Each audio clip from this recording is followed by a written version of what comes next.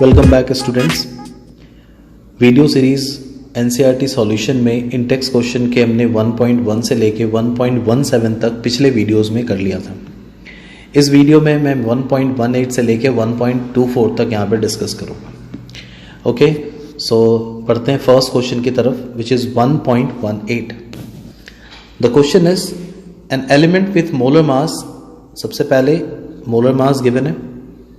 Molar mass is 2.7 into 10 to the power 2 kg per mole. Forms a cubic unit cell with a edge length of, edge length हम a से represent करते हैं, ठीक है, किसी भी क्यूबिक यूनिट सेल का। ये अगर मान लो क्यूबिक यूनिट सेल है तो इस क्यूबिक यूनिट सेल के एज लेंथ को हम a से रिप्रेजेंट करते हैं और वॉल्यूम इसकी हो जाती है a क्यूब ओवरऑल, ठीक है। So edge length is 405 picometre. और क्या इंफॉर्मेशन गिवन है? If its density is 2.7 into 10 to the power 3 kg per cubic meter, then find the nature of the cubic unit cell। अब ये किस तरीके का क्यूबिक यूनिट सेल है? क्या ये आपका face centre cubic unit cell है, body centre cubic unit cell है, या सिंपल प्रिमिटिव यूनिट सेल है? तो नेचर बताना, यानी कि हमसे z पूछा गया। ओके, मैं इस रिलेशन की बात करूं पहले। डेंसिटी का एक फॉर्मूला है। अगर यूनिट सेल की डेंसिटी बताई जाती है तो इसका मतलब यूनिट सेल का mass of unit cell divided by volume of unit cell. तो वॉल्यूम ऑफ यूनिट सेल तो बहुत सिंपल है। वॉल्यूम ऑफ यूनिट सेल वो बहुत सिंपल है, वॉल्यूम a क्यूब हो जाएगी। मगर यूनिट सेल का मास वो दो चीजों के ऊपर डिपेंड करता है। एक एटम का मास कितना है और उस यूनिट सेल में नंबर ऑफ एटम्स कितने हैं। तो number of atoms present in a unit cell is represented by z, small z से रिप्रेजेंट करते हैं। And volume of unit cell is a cube, ठीक है। तो z यहाँ पे नंबर ऑफ एटम्स हैं इन अ यूनिट सेल, ठीक है। सो मैं यहाँ लिख लूंगा this is number of atoms, और इसी से पता चल जाता है कि उसका नेचर कैसा होगा। So whenever it is asked that the nature of, find the nature of cubic unit cell, so number of atoms in unit cell, ये निकालना होगा तुम्हें। ओके, तो सबसे पहली बात हम ये निकालेंगे कि एक एटम का मास कैसे पता चले। तो एक एटम का मास, किसी भी एलिमेंट का, सब्सटेंस का एक एटम का मास होगा कैसे? आप उसके एक एटम का मास कैलकुलेट करने के लिए आप उसे मोलर मास को अवोगाड्रोस नंबर से डिवाइड कर दें, क्योंकि इतने एटम का मास, एटम्स का मास, ठीक है, एटम्स या पार्टिकल्स में कह दूं, ओके, एटम्स और मॉलिक्यूल्स का मास ही किसी भी सब्सटेंस का, whether it is in atomic form और मॉलिक्यूलर फॉर्म में, वेज m ग्राम, वो उसका मोलर मास होता है। तो एक एटम का मास कितना होगा? एक एटम का mass always m/Na। And what is the mass of one atom? वो हमने यहाँ पे स्मॉल m लेट किया है। तो मैंने स्मॉल m की जगह क्या लिख दिया? Capital M/Na into volume of unit cell is a cube, तो वो मैंने नीचे लिख दिया। ये डेंसिटी का एक प्रॉपर फॉर्मूला है जिससे हम लोग डेंसिटी किसी भी यूनिट सेल की निकालते हैं, और जो यूनिट सेल की डेंसिटी होगी वही डेंसिटी पूरे के पूरे क्रिस्टल लैटिस की होगी।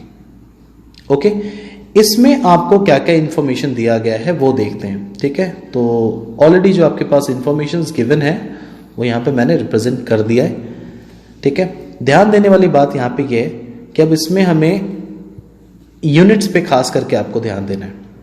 केजी पर मोल, केजी पर क्यूबिक मीटर, ऐसा यूनिट तक सही है, बट यहाँ ये पिकोमीटर है, तो पिकोमीटर को आपको ऐसा यूनिट में कन्वर्ट करना होगा। Then it will be 405। इसे क्या करें? 10 to the power -12 से मल्टीप्लाई कर दें तो ये मीटर में कन्वर्ट हो गया। सभी को एक यूनिट में रखना है। अगर ऐसा यूनिट में है तो एसआई में, सीजीएस है तो सीजीएस यूनिट में। यहाँ मुझे केजी, क्यूबिक मीटर, मोल सब ऐसा यूनिट में ही दिया गया, तो हमने यहाँ पे इस पिकोमीटर को एज लेंथ को मीटर में कन्वर्ट कर लिया। हमें निकालना क्या है? We have to find the value of z। और एक चीज बता दूं, यहाँ पे z की वैल्यूज, अगर सिंपल क्यूबिक यूनिट सेल है, ठीक है, प्रिमिटिव यूनिट सेल जिसे हम लोग कहते हैं, z की वैल्यू होती है 1, यानी प्रिमिटिव यूनिट सेल में टोटल एक एटम होते हैं पूरे यूनिट सेल में, यानी 1/8 पोर्शन हर एक कॉर्नर पे प्रेजेंट होंगे, और टोटल 8 कॉर्नर होते हैं, तो 8 × 1/8 that is equal to 1 atom. If it is a body centred cubic unit cell, तो बॉडी सेंटर में कॉर्नर के मिला के एक एटम, और एक एटम पूरा का पूरा बॉडी के सेंटर में प्रेजेंट होता है, यानी ओवरऑल 2 एटम। फेस सेंटर की अगर मैं बात करूं तो फेस सेंटर में कॉर्नर्स पे एटम सारे मिला के एक हो जाएंगे, और हर एक फेस में हाफ एटम प्रेजेंट होते हैं, एटम का आधा पोर्शन प्रेजेंट होता है। टोटल 6 फेसेस होते हैं, तो 6 into half that is 3 atoms.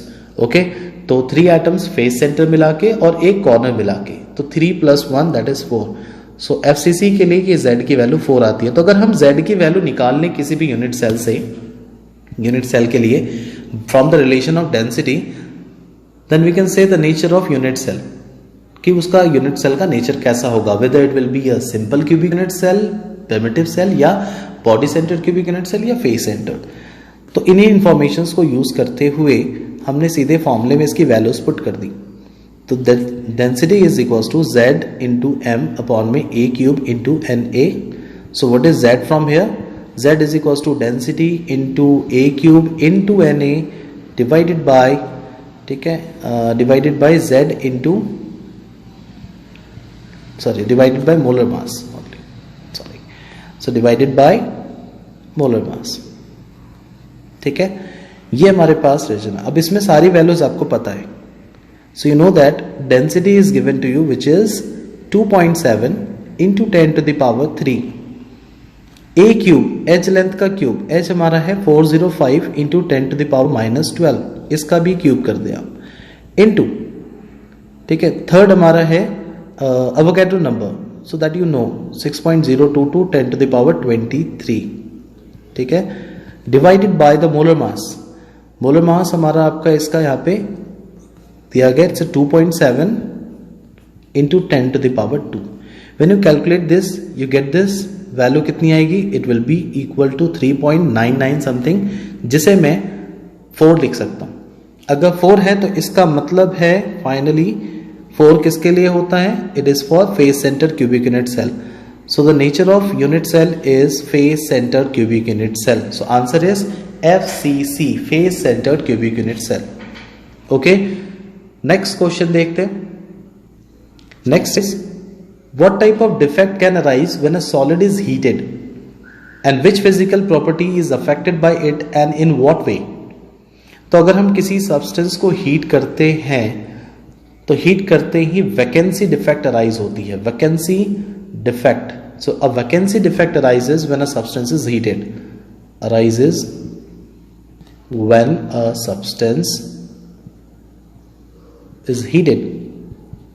ठीक है, क्या होता है, जैसे रेगुलर अगर क्रिस्टल स्ट्रक्चर है, मान लो इस तरीके से रेगुलर, आप इसे अगर हीट करते हैं तो हीट करते ही कुछ एक एटम, जैसे मान लो ये एटम अपने पोजीशन से मिसिंग हो जाएगा, हट जाएगा। इससे क्या होगी, कौन सी वैसी फिजिकल प्रॉपर्टी है जो अफेक्टेड होगी, so that physical property is density. तो second question is that physical property is density and how it is affected, which way, so it density decreases. क्योंकि अगर इसी यूनिट वॉल्यूम में अगर मास कम हो गया, क्योंकि एटम हट चुका है तो एक एटम के हटते ही वहां पे मास उसका कम हो जाएगा उसी यूनिट वॉल्यूम में। सो अगर यूनिट वॉल्यूम में, गिवन वॉल्यूम में अगर मास कम हो जाए तो डेंसिटी कम हो जाएगी। So it decreases the density, so there will be decrease in density. Fine, okay, so first answer is the vacancy defect arises, और दूसरा आपका इसका कौन सी फिजिकल क्वांटिटी अफेक्टेड होगी, that will be density, and how, so it decreases the density. Okay, what type of stoichiometric defect is shown by zinc sulphide. Theoretical portion आपका है, zinc sulphide आपका एक्चुअली फ्रैंकेल डिफेक्ट शो करता है। ठीक है, कौन सा डिफेक्ट, फ्रैंकेल डिफेक्ट ये हमारा शो करेगा। स्टोइकोमेट्रिक डिफेक्ट, स्टोइकोमेट्री और नॉन स्टोइकोमेट्रिक दो डिफेक्ट्स आपके होते हैं। स्टोइकोमेट्री में जो हमारा कंपाउंड का फॉर्मूला होता है, स्टोइकोमेट्रिक आपके जो रेशियोज होते हैं एलिमेंट्स के in a compound, that will remain same. Non stoichiometry में हमारी क्या होगी, metal excess defect, metal deficiency defect, जहां पे कंपाउंड का स्टोइकोमेट्रिक रेशियो जो है कंपाउंड में एलिमेंट्स का, that will be changed. Okay, so zinc sulphide is an example of Frenkel defect. Stoichiometry में आपके वैकेंसी डिफेक्ट है, इंटरस्टिशियल डिफेक्ट है, जो कि नॉन आयनिक के लिए है।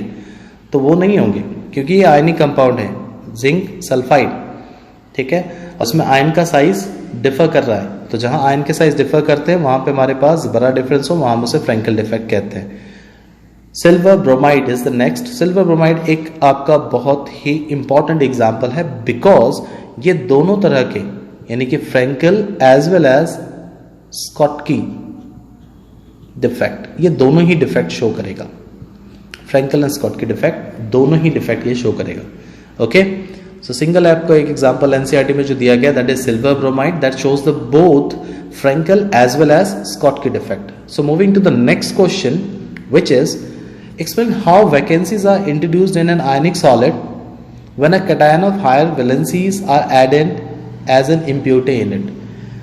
3 डिफेक्ट्स होते हैं, ठीक है, पॉइंट डिफेक्ट को हम क्लासिफाई करते हैं, 3 है उसमें। पहले तो हम डिफेक्ट क्या होता है, defect is actually the irregularities from the regular arrangement, उससे थोड़ा हटके अगर इरेगुलरिटी आ गई तो वो हमारा डिफेक्ट्स हो गया। वो डिफेक्ट 2 तरीके के होते हैं, point defect, line defect. Point defect में जब कोई एटॉमिक लेवल पे अगर कोई चेंजेस आपको दिखती है, डिफेक्ट्स दिखते हैं, कोई एक पॉइंट पे डिफेक्ट दिखता है, एटम इधर उधर चला गया, इंटरस्टिशियल साइड को ले लिया, या एटम मिसिंग्स हैं, या इक्वल अमाउंट में कैटायंस एंड आयंस मिसिंग है, या कैटायन अपने पोजीशन से डिस्प्लेस्ड हो गया, ये सब पॉइंट डिफेक्ट में आता है। और दूसरा लाइन डिफेक्ट में क्या होगा, इंटायर रो जो है ना उसमें कोई ना कोई इरेगुलरिटीज दिखाई देगी आपको। लाइन डिफेक्ट के बारे में आपको कुछ भी नहीं पढ़ना है यहाँ पे। पॉइंट डिफेक्ट में हमारे पास यहाँ पे क्लासिफिकेशन आता, तो 3 क्लासिफिकेशन होते हैं, stoichiometric, non stoichiometric and impurity defect. ये दूसरे यानी तीसरे की मैं कह दूं इम्प्योरिटी डिफेक्ट की बात कर रहे हैं यहाँ पे। सो this is an example of impurity defect. आप इस क्रिस्टल लैटिस को ध्यान से देखें तो ये NaCl का स्ट्रक्चर है और इसमें ऐड क्या किया गया, एक हाई वैलेंसी, सोडियम पे एक पॉजिटिव चार्ज होता है यानी वैलेंसीज +1, ठीक है, सोडियम क्लोराइड में। जब इसमें कोई हायर वैलेंसी वाला कंपाउंड ऐड किया जाए as an impurity, suppose you have taken strontium chloride, so from where you get Sr2 positive ion, तो ये क्या करेगा, ये इस पोजीशन में यहां पे स्ट्रोंशियम का पोजीशन आप देखें कि स्ट्रोंशियम ने इस पोजीशन को यहां पे ऑक्युपाई कर रखा है। तो जब भी कोई होस्ट एटम वहां पे मतलब कोई दूसरा एटम आएगा तो वो होस्ट एटम को रिप्लेस करेगा। To maintain the electrical neutrality क्या होगा, to maintain, so very simple answer, how vacancies are introduce, तो रीजन हमारा ये to maintain the electrical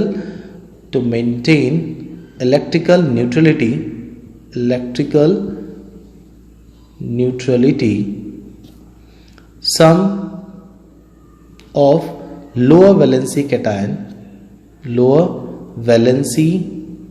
cation which is actually the host atom or host ion will be missing, वो अपने position को छोड़ देंगे। कौन से, ये देखिए, क्योंकि अगर एक स्ट्रोंशियम अगर उस क्रिस्टल के अंदर आता है तो वो रिप्लेस करेगा 2 सोडियम के एटम को, 2 सोडियम आयन के एटम को। अब वो रह तो सकता है एक ही जगह, उसने 2 सोडियम का एटम यहां और यहां, ये 2 पोजीशन थे जहां से उसने सोडियम को हटाया, ठीक है, ताकि उसे 2 पॉजिटिव चार्ज उस क्रिस्टल में से हटा के ही वो आ सकता है, क्योंकि electrically compound initially it was electrically neutral and even after the introduction of this impurity the electrical neutrality will remain same.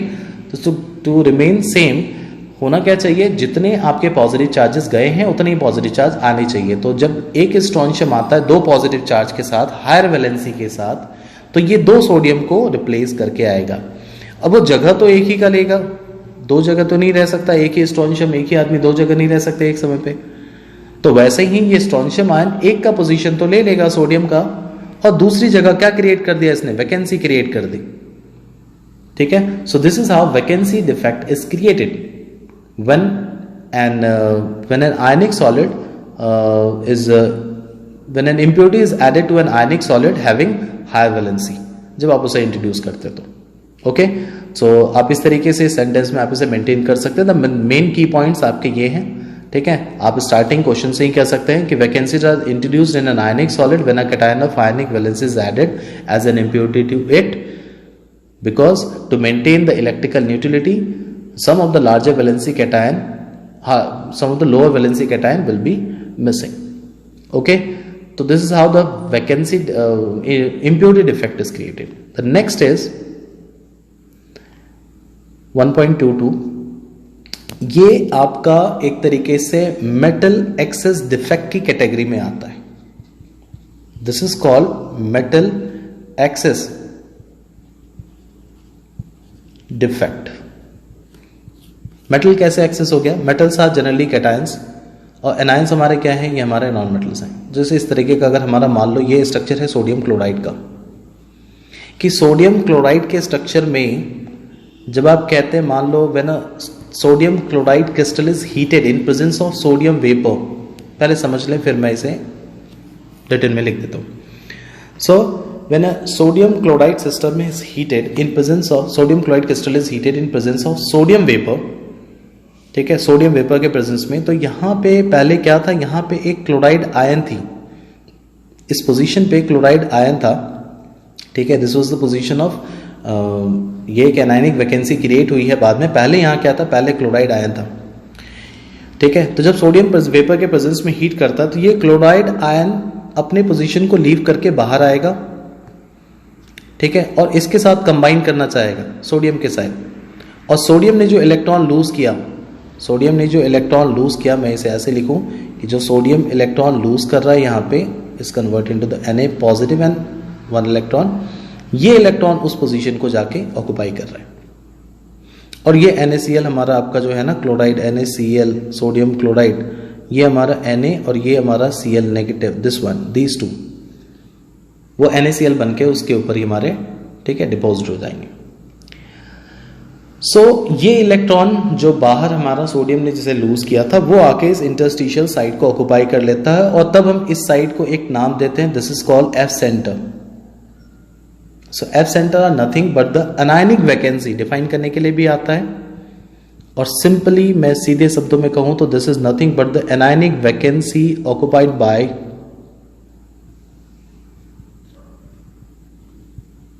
Electron. Anionic की वैकेंसी जहां एक इलेक्ट्रॉन ने अपना पोजीशन ले रखा है वो कहलाएगा आपका F सेंटर, फाइब्रेजेंटर सेंटर कहते हैं हम लोग से। ओके, तो क्या क्या चीजें मैंने कही यहां पे? NaCl heated in sodium vapor, पहली चीज, जब आप इसे सोडियम वेपर में हीट करते हैं, some chloride ion Cl negative ion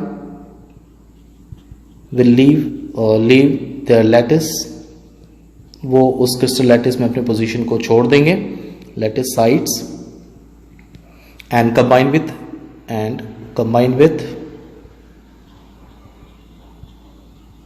sodium to form NaCl, sodium chloride बनाने के लिए उसने उसके साथ कंबाइन कर लिया। Now electrons lost by this sodium ion, sodium सिर्फ लिखो, electron lost by sodium will diffuse higher से लोअर कॉन्सेंट्रेशन की तरफ मूव करना इनटू द क्रिस्टल, ठीक है। ये हमारे उस क्रिस्टल में आ जाते हैं और जो पोजीशन उसने ऑक्युपाई कर रखी है, एंड टू ऑक्युपाई द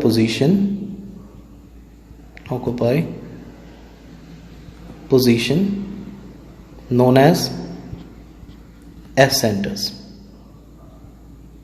उसे हम लोग F सेंटर्स कहते हैं। सो दीज इलेक्ट्रॉन्स, फाइनली मैं सेंटेंस को खत्म करूं यहां पे, तो these electrons will absorb the energy from the visible light, ठीक है, या लिख लेना कहीं भी अगर मेंशन कर रहे हैं तो। So these electrons will absorb the energy from the visible light and emit the complementary colour that gives or that imparts color to the crystal। कोई क्वेश्चन में ये पूछा गया था कि an ionic solid मैंने NaCl ही लिया, which have an anionic vacancy, ये रही anionic vacancy, due to the metal excess defect develop color कहाँ से आया इसके पास भाई? तो इलेक्ट्रॉन के एक्साइटेशन की वजह से ही हो रहा है। इलेक्ट्रॉन जैसे मूव कर रहा है यहाँ पे, तो इलेक्ट्रॉन ने विजिबल लाइट से जो कलर एब्जॉर्ब किया होगा उसका कॉम्प्लीमेंट्री कलर ये आपको शो करेगा। ओके, सो बस इतना ही आपको लिखना है। These electrons will absorb energy from visible light and emit complementary color. Okay, so ये हमारा कॉम्प्लीमेंट्री कलर आपका वो एमिट करता है और this is the reason how they impart colour. अब इसकी वजह से यहां पे हमारा आपका एक मेटल को कोई ना कोई आपका कलर मिल जाएगा. Okay, so this is what the metal excess defect. ये आपका एक मेटल एक्सेस डिफेक्ट है due to anionic vacancy. So very important, ये डेफिनेशन आपसे पूछा जाता है. एफ सेंटर्स क्या है, ठीक है, occupied by electrons. F centres क्या है ये आपसे पूछा भी जाता है. Okay, so moving to the next question. Last दो क्वेश्चन आपके जो बचे वो ये हैं. First, a group 14 element is to be converted into N type semiconductor. देखो ग्रुप 14 के जो एलिमेंट्स होते हैं, ठीक है, सिलिकॉन एंड जर्मेनियम खास करके, वो सेमीकंडक्टर की कैटेगरी में हम लोग ज्यादातर यूज करते हैं. मोस्ट कॉमनली यूज सेमीकंडक्टर्स हैं. And doping is what? The doping is the process of addition of suitable impurity so as to increase its conductivity. आप deliberate amount में, I repeat, deliberate amount में जो impurities add करते हैं semiconductor में ताकि उसकी कंडक्टिविटी और बढ़ाई जा सके. The process of addition of suitable impurity to the semiconductor so as to increase its conductivity is known as doping. ठीक है, और जो सब्सटेंस आप यूज करते हैं एज एन इम्प्योरिटी वो हमारा होता है दैट इज कॉल्ड डोपेंट. ठीक है, तो हम दो तरह के डोपेंट को यूज करते हैं. एक इलेक्ट्रॉन रिच होता है, इलेक्ट्रॉन रिच, और एक इलेक्ट्रॉन डिफिशिएंट. ठीक है, इलेक्ट्रॉन रिच ग्रुप 15 के एलिमेंट्स होते हैं और इलेक्ट्रॉन डिफिशिएंट ग्रुप 13 के एलिमेंट्स होते हैं. हम इन ग्रुप 15 और 13 के एलिमेंट से इसे डोप्ड कर सकते हैं. बट रिमेंबर, हम उन एलिमेंट्स को लेंगे जिनका साइज कंपैरेबल होगा. ठीक है, जैसे अगर मैं ग्रुप 13 से अगर आपको यहाँ पे ऐड करके अगर यहाँ पे और ग्रुप 15 मैंने यहाँ ले लिया, तो सिलिकॉन से पहले ग्रुप 13 में कौन आता है? एटॉमिक नंबर सिलिकॉन का 14, उससे पहले आता है aluminium, atomic number 13. So size is very much, ठीक है, comparable to that of silicon. Aluminium का साइज उससे कंपेरेबल है. और इसके बाद ग्रुप 15 में आता है हमारे पास फॉस्फोरस. तो इसका मतलब आप एल्यूमिनियम से इसे डोप कर सकते हैं सिलिकॉन को, और फास्फोरस से भी डोप कर सकते हैं. तो रिमेंबर, जब भी ये ग्रुप 13 के एलिमेंट्स ऐड होते हैं तो ये बनाता है P type of semiconductor, P type. और जब भी आप ग्रुप 15 के एलिमेंट्स को ऐड करते हैं तो ये बनाता है एन टाइप ऑफ सेमीकंडक्टर. यहां पी और एन पॉजिटिव और नेगेटिव को रिप्रेजेंट करते हैं. ठीक है, वो आप सेमीकंडक्टर फिजिक्स में भी पढ़ेंगे. Okay, so p type of semiconductor, जहां हम पी से पॉजिटिव कह रहे हैं, the major charge carriers are positively charged holes. और एन टाइप सेमीकंडक्टर हमारा एन फॉर नेगेटिव चार्ज यानी इलेक्ट्रॉन्स, क्योंकि यहाँ पे मेजर चार्ज कैरियर्स कौन होते हैं? एन से negative, which is electron. Okay, तो यहाँ पे कहा गया group 14 elements to be converted into N type semiconductor by doping it with a suitable. To which group should it impurity belong? So your answer is very simple, group 15 से belong करना चाहिए वो. ठीक है, इम्प्योरिटी. ठीक है, क्योंकि group 14 को और 15 से डोप किया आपने तो वो हमारा एन टाइप सेमीकंडक्टर तभी बनाएगा. अगर पी की बात कर रहा होता तो हम ग्रुप 13 को लेते हैं. नेक्स्ट क्वेश्चन, लास्ट क्वेश्चन की तरफ हम बढ़ रहे हैं यहाँ पे. So what type of substances would make better permanent magnet? Ferromagnetic और फेरीमैग्नेटिक. ठीक है, फेरोमैग्नेटिक में एक्चुअली क्या होता है, जब हम इसे मैग्नेटिक फील्ड में रखते हैं कोई भी सब्सटेंस, ठीक है, मैग्नेटिक सब्सटेंस बहुत छोटे छोटे डोमेन्स से बने होते हैं. Domains are basically the tiny magnets. ठीक है, उनसे बने होते हैं और उन हर एक डोमेन्स का अपना अपना डाइपोल मोमेंट होता है. हर एक डोमेन्स का अपना डाइपोल मोमेंट होता है. तो जैसे ये सब डायरेक्शन हो गए डाइपोल मोमेंट्स की, अलग अलग आपके डाइपोल मोमेंट्स के डायरेक्शन हो गए. ओके, इलेक्ट्रोस्टैटिक्स में भी आपने डाइपोल मोमेंट पढ़ा होगा. ओके, ये जब आप इसे यूनिफॉर्म मैग्नेटिक फील्ड में रख दो, it is kept in a uniform magnetic field region, what happens to it? आप देखोगे थोड़ी देर बाद इनके पास डोमेन, सारे जितने भी डोमेन्स हैं, जितने भी डोमेन्स थे, ठीक है, वो सारे एक डायरेक्शन में अलाइंड हो जाएंगे. सारे के सारे नॉर्थ एंड साउथ पोल एक डायरेक्शन में अलाइंड हो गए। एंड फेरोमैग्नेटिक सब्सटेंस के पास ये प्रॉपर्टी होती है कि even after the removal of magnetic field the alignment of domains remain same. और अगर ऐसा है तो ये, अगर मान लो कि आपने मैग्नेटिक फील्ड हटा भी दिया, नॉर्थ साउथ पोल हटा दिया आपने, तो इवन आफ्टर दिस आप देखोगे इसमें डोमेन सेम डायरेक्शन में अलाइंड होते हैं। तो इसे आप बहुत ही आसानी से एक बेटर मैग्नेट, परमानेंट मैग्नेट्स बना सकते हैं। किस सब्सटेंस से? Ferromagnetic substance. So answer is ferromagnetic substance. So the reason is because the domains remains in same direction or aligned in the same direction even after the removal